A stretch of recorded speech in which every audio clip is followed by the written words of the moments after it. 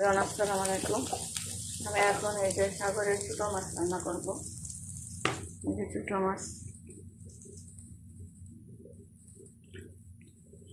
রান্না করব, আর ক্যাপসিকাম দিব, টমেটো দিব,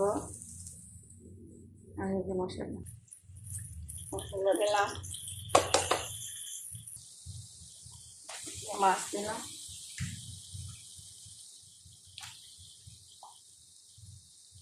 এই মাছটি খাইতে আরো ছোটো ছোটো আছে, আরও ছোটো ছোটো এগুলো খাইলে মানে পুরো পুরো করলে ভালো লাগে। আমার ছোটো মাছ খুব পছন্দ। অন্য আপুরা রান্না করে ছোটো মাছ, যখন আপুরা রান্না করে দেখি তখন আফসোস লাগে যে দেশি ছোটো মাছ তাজা তাজা কি স্বাদ। টমেটো দিলাম, ক্যাপসিকাম দিলাম। আমার ছোটো মাছ ক্যাপসিকাম দিয়ে ছোটো মাছ রান্না করেছি।